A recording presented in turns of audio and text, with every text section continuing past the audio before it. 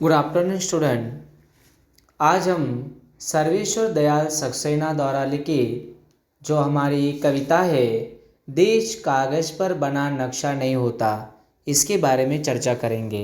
मैंने आपको पीडीएफ के माध्यम से कविता और कवि का परिचय भेज दिया है, उसे देखना है। इस काव्य का सारांश इस प्रकार है, देखिए। प्रस्तुत कविता में कवि ने मनुष्य को सचेत करने का प्रयास किया है। सचेत करना, जागरूक करना उसको। हमें कोई भी आपत्ति आने से पहले सावधानी बरतनी पड़ती है।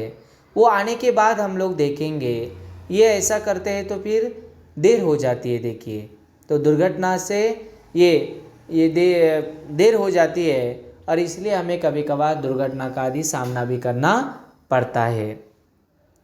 वह यदि अपनी आंखों से देश के किसी भी हिस्से में उपद्रवियों द्वारा किए जाने वाले विध्वंसक कार्य देखता है तो यह कदापि न सोचे कि होने दो, यह उपद्रव में और मेरा परिवार, मेरे अपने रिश्तेदार तो सुरक्षित है।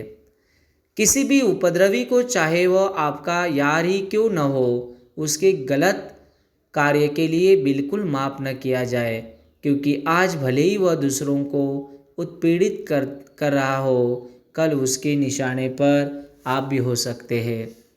कभी कभार हम लोगों में, हम समाज में कैसे होते हैं, हाँ ये गलत कर रहा है तो हम उसको करने देते हैं। क्या है, हमारा नुकसान नहीं है। हाँ, हो सकता है आप उसको आज नहीं रोक रहे हो, आने वाले समय में हमारे साथ भी वो ऐसा व्यवहार कर सकता है, तो तुरंत उसको उसकी सज़ा मिलनी चाहिए। कर्म जो बुरा करता है, गलत जो करता है, उसको वैसे उसके कर्म का फल मिलना चाहिए। नहीं तो वो एक एक करके सबके लिए एक परेशानी का विषय बन जाता है। तो देश कागज़ पर बना नक्शा नहीं होता। सिर्फ भारत देश है तो कागज़ के नक्शे पर उसको नहीं, बल्कि इस देश को सुजलम सुफलम करने के लिए हमें जो जो बातें करनी होती है उसे हमें करना है। दूसरों को करने के लिए प्रेरित करना है।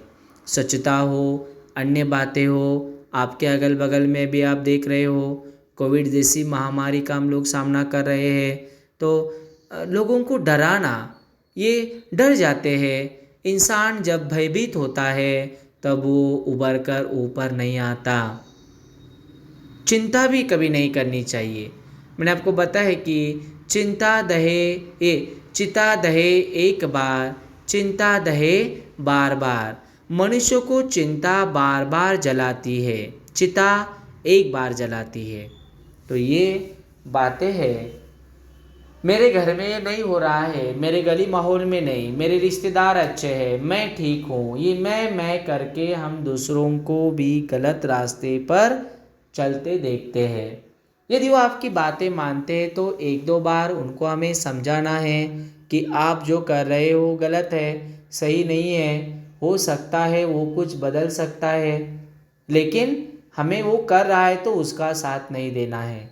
अपना विवेक, अपना ज्ञान, टैलेंट जो होता है उसका इस्तेमाल करके सही गलत की पहचान उसे हमें करा के देनी है। कविता का आरंभ करते हैं। यदि तुम्हारे घर के एक कमरे में आग लगी हो तो क्या तुम दूसरे कमरे में सो सकते हो? सुंदर बात, सुंदर सवाल कवि ने हमसे पूछा है, सर्वेश्वर दयाल सक्सेना जी ने। क्या इस प्रकार हमारे एक कमरे में आग लग जाती है तो दूसरे कमरे में हम चैन की नींद सो सकते हैं क्या? यदि तुम्हारे घर के एक कमरे में लाशें सड़ रही हो तो क्या तुम दूसरे कमरे में प्रार्थना कर सकते हो? भारत देश जो जिस राज्यों में बटा हुआ है, आज इंसान अपनी इंसानियत भूल रहा है, हैवान की तरह व्यवहार करता चला जा रहा है। एक दूसरे के साथ अच्छे से पेश आना, एक इंसान के साथ दूसरे इंसान को इंसान की तरह ही पेश आना होता है। लेकिन आज ये बातें हमें देखने को नहीं मिलती। तो कवि जो होते हैं वो दुखी होकर हमसे पूछ रहे हैं, अरे ये भारत देश, पहले हम भारत के वासी हैं, बाद में हमें अपने अपने राज्यों में बांटा गया है।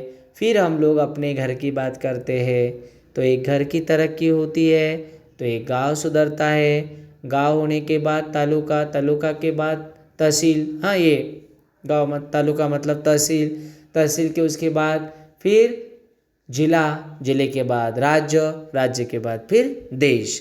इस प्रकार ये विविधताओं में एकता भारत देश में हमें देखने को मिलती है। लेकिन जाति पाति के बंधनों को लेकर ऊंच नीच, अमीर गरीब के ये जो बंधन, ये जो बातें हम लोगों ने बनाई हैं और राजनीतिक दल इसका लाभ उठाती हमें नज़र आती, देखते हैं हम लोग तो हमें नज़र आता है।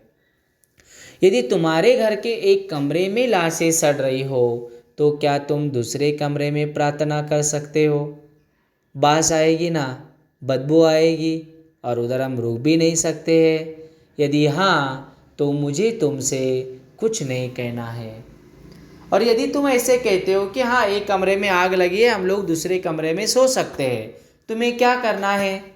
या हमारे एक कमरे में कोई सड़क की लाश है सड़ी हुई, रहने दो, हमारे घर में है, आपको क्या?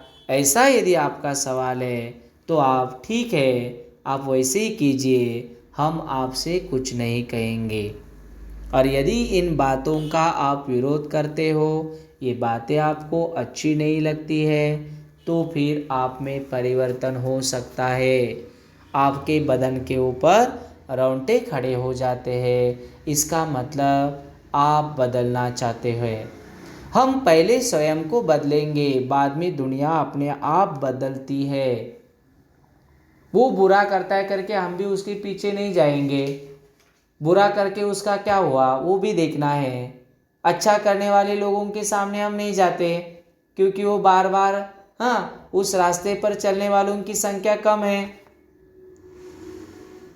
इधर से भाषण दे सकते हैं कि कचरा फेंको मत, कचरा ये करो मत, दूसरी इसमें कुछ कुछ खाते हैं, बड़ी बड़ी पार्टियां, बड़ी बड़ी जो दावतें होती है उधर जाते हैं, देखते तो कचरा उधर के उधर ही फेंक कर आते हैं, चारों ओर प्रदूषण हो जाता है।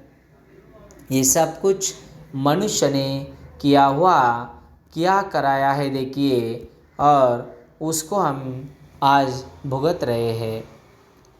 ये पहली पंक्ति है देखिए, देश कागज पर, दूसरी पंक्ति के माध्यम से देखिए क्या बताएं, देश कागज पर बना नक्शा नहीं होता कि एक हिस्से के फट जाने पर बाकी हिस्से उसी तरह साबुत बने रहे और नदियाँ, पर्वत, शहर, गांव वैसे ही अपनी अपनी जगह दिखे। तो मानो एक नक्शा कागज का है, वो फट जाता है तो सारे देश के भी ऐसे हिस्से होंगे क्या? फट जाने पर बाकी हिस्से भी उसी तरह साबुत बने रहे। और इस देश की नदियाँ हो, पर्वतें हो, शहर हो, गांव हो, वो क्या वैसे के वैसे ही रहेंगे? वैसे ही अपनी अपनी जगह दिखे, अनमने रहे।